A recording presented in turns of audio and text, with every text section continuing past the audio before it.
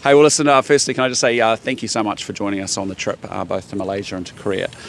We came here with 5 big objectives. One was to upgrade our relationship with ASEAN. 2 was to transact some business in Malaysia. 3 was to make sure that we could upgrade our relationship with Korea. 4, make the case for the rules-based trading system at APEC. And then really the 5th goal was to continue to build out bilateral relationships with many of the partners and countries and leaders that we've got the chance to know. So, the purpose of doing all of this is ultimately this is what actually creates opportunity for our businesses back at home. This is what enables them to grow.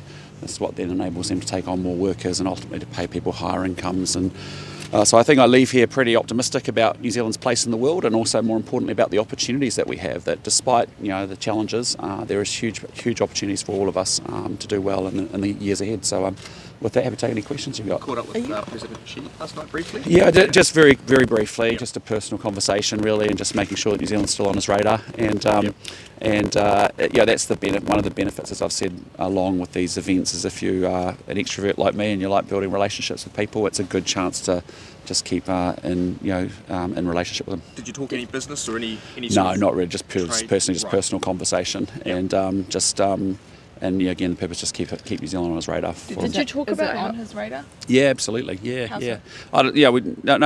He knows New Zealand well. I mean, he's visited a few times in the past. We've had a very big engagement with China, if you think about it, over the last year. Hosted Premier Lee. We've got, I've done the visit to China. He and I've caught up, I think, twice in the last year with formal bilaterals ourselves. So, no, we're in good shape. Did you speak about APEC 2020? Sorry? Ever since that report, the SIS report that accused China of interference in New Zealand, has there been any headwinds after that? No, look, I mean, right from day one, I've said the frame for our relationship with China is it's a really important relationship. It's often a complex one, but it's a long-standing one of 50 years. And as I've said, we cooperate where we can, and there's a lot of opportunity for us to expand our cooperation. But equally, we have our differences too, and like all of our relationships, frankly, and where we do have them, we call them out publicly, privately, consistently, predictably, and so that's been the nature of that frame, and I think they understand that we have a responsibility to do that, but it's no different from every other relationship we have where there are differences as well. Did you speak about APEC 2026? I believe it's being held in Beijing. Yeah, it is going to go to China next year. I did meet with the head of the Asia Business Advisory Council, Mr. Lee, who will be the Chinese lead for that, for the business CEO group. And he's a very accomplished CEO, and he'll do a great job, I think, as well. So we'll talk. Obviously, they'll announce China, I think, today formally, but that'll be a very important year too. Are you planning on going next year, or you have an election away? We'll have to see. So it's in your hand. Yeah, it is in my hands. So we'll work our way through that in the coming months. What are you expecting out of the leaders' statement and the final talks today? Are you hopeful that there'll be a fairly ambitious, agreement or set of remarks? Yeah, look, I think yesterday the sentiment was very strongly about, hey, listen, we as APEC should be using this body to do what we have done historically, which is to invent and incubate and innovate new trading architecture. We talked, and I spoke about the fact that we want WTO at the core of our international trading system, but it does need some serious reform, and I had that conversation with the CEOs over lunch yesterday as well, to say we need to actually make sure it is modernised, that it is fit for purpose, and that the frustrations and the challenges that you've seen in some of our institutions, we deal with that one, and so. No, I think there was a very good feeling about and a very strong feeling about wanting to work together and advance the rules-based system. Now the real work begins. You've right? really been pushing the return of the rules-based system. How much momentum do you think there is for that from other leaders as well? I think there's huge momentum. I think for a lot of countries it's been quite a wake-up call, the change in the trading environment. For us in New Zealand, it's been different because we took away tariffs, we took away subsidies in the late 80s, early 90s. Our businesses are lean, mean, fit, and they're damn good. And as a result, they're hugely agile and they can move between markets at a drop of a hat. You've seen that in even the last 12 months. 28% growth into Europe, 20% growth into the UK, 12% growth into China, still growing in the US. But you just see our businesses shift really, really quickly. That's not the case for a lot of other countries. They're often very stuck with, they've got their own tariffs, they've got their own subsidies, they've been running them down over time. But importantly, they've also got traditional partners that they're locked into and they can't move as flexibly as we've been able to. So I think it's been quite a good wake-up call that for many countries have had to say, listen, we should be working together more than we have been, and the things that we were on a track to do. My conversation's been, let's speed it up, and so the first big change will be the EU CPTPP first meeting of our trade ministers will take place in Melbourne in the next 3 weeks, and that will be and again in the spirit of what I was saying to Sam yesterday, an evolution, an incubation of an innovation that does something different. On that wake-up call, is that just the new normal as long as President Trump is in power? No, look, I think the reality is the world order that has been in place for the last 70 years has changed, and as I've been saying for a number of years now, we're moving from a rules-based system to a power-based system. There's a strong connection between economics and security, and importantly, countries are wanting to build out their own national resilience. Post-COVID as well was another intervention, rather than just having lowest cost globally sourced supply chains. And so there are some real shifts in the big thematics of geopolitics, and that's not something we should be frightened about. That should be something that is an opportunity as much as a challenge, and we know where we want to go as a country, and it's about our relative competitiveness and our relative performance to other countries as to how we navigate those choppier seas. But that doesn't stop us from realising all the great potential that's in the country. So it's not necessarily about going back to the rules-based order, but accepting the new normal? Well, moving on and actually trying to shape where you want it to go as leaders in the world. We need to renew our institutions that govern international rules. We need to make sure that we are doing everything we can to advance our own national interests and make New Zealand as resilient as possible in a world where it's increasingly choppier. We were pretty involved in the GATT negotiations, which kind of formed the WTO as it is now. You were saying WTO needs reform. Is that because it wasn't working for New Zealand, or in the end was it actually working for us, but it wasn't working for maybe other countries? No, I don't think it's been working for everybody. I mean, we've been very good at being able, we are free traders instinctively, right? Like Singapore, and so we. As a small country, we have always got smashed around by global, trading conditions more so than other medium or large-sized countries. So as a result, we've been used to that over the last 30 years, and so that's why I say we've got much more nimbleness, agility, flexibility. But I just think, as you've seen, if you take an institution like the UN, it hasn't really been present and had any impact in a Ukraine conversation or a Gaza conversation, because of the relevancy of the UN. You've got to ask questions about, and I'm referencing the UN because it's a similar. I don't want the WTO going down the same route where it becomes, it loses all its influence and impact.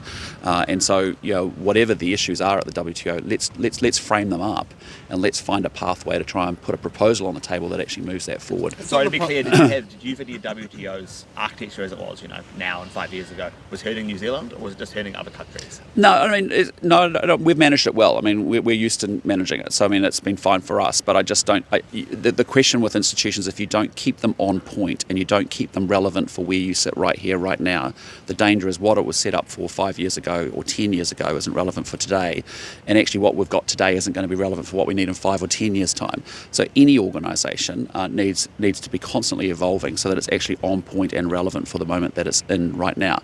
And it's very obvious when you talk to other leaders, that they have real issues with it, and we can see some of those challenges as well, and we should address those, because otherwise what happens is it just becomes another global institution that really doesn't have any teeth, really doesn't deliver in the way that we want it to deliver, and we should at least try to keep reforming these institutions before it's too late. Isn't the fundamental problem with these organisations, though, that they have to operate on consensus, and when you're trying to get 190 different nations to agree, it's hard, not happening now. So how do you actually fix that? Yeah. Well, that's why coalition management's very good as well, I guess. Similar process. But what you've got to do is actually get a group of countries, like-minded countries, that actually can build some momentum for a change or for a cause. And so, that's why the partnerships and the relationships and the friendships are really important at a leader-to-leader level, because a group of us can come together and say, hey, listen, let's do something about that.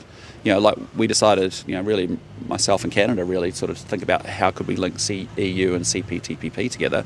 And now we have a meeting in Melbourne of our trade ministers between two blocks that previously had no connection at all.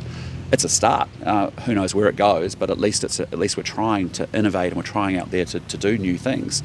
And I think it's the same thing here. Prime Minister, trip I've will- spoken to a business leader who seems to think that your strength as a politician is here on the world stage. Do you have any reflections on that and why that might be? Is it your experience as a business leader? I just really enjoy this part of the job. I mean, it's what I see as a core part of my job, which is to make sure I'm advocating very strongly for New Zealand. I'm building relationships. I'm trying to get New Zealand to punch above its weight, to have more influence than its natural size would dictate it to do so. But obviously, yeah, I mean, my background, I spent 16 years overseas working in a big global company, and I'm used to rocking in and out and talking to people in different countries. But no, I mean, I also feel like I've got an incredible team. I mean, we've got amazing officials that have done an incredible job actually laying the groundwork for us to get to these conversations, that we can get to this place. So no, it's just a part of my job. What did you talk to Japan's new PM about? Really, it was about security, about the fact that we wanted to advance some things in the security space. From when I had visited Prime Minister Kishida, when I went to Japan, and we had wanted to put in place 2 things to advance our security arrangements there, and they have worked our way through the system, which is good. Like an information sharing agreement and an ability for our security forces to be able to work closer together.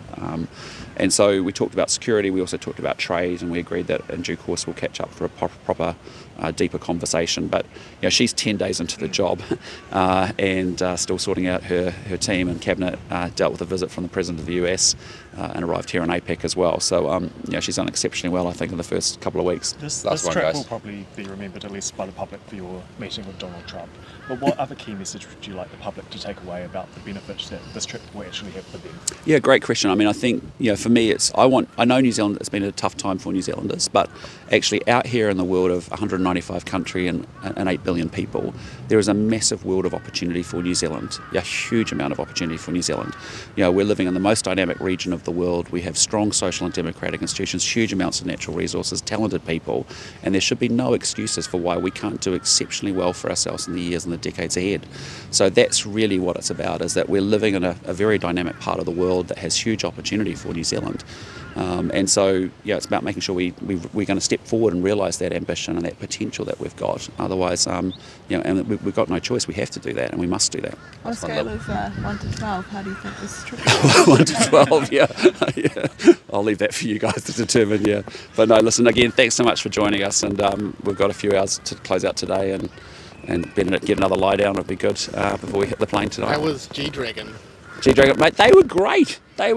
Honestly, it was. I don't know whether you want to host APEC after seeing that show last night. That was quite something. It was a best infusion. It was a fantastic show. It was like, I said to, I think Albanese said to she afterwards, "You sure you want to host APEC after that?" Because it was quite something. I mean, we had I'm still trying to work out whether it was a drone butterfly that flew over the audience or what it was, but no, it was really high tech. It was massive infusion of K-pop, and it was fantastic. Yeah. If you were hosting APEC, what New Zealand musician would you want to show to the world stage?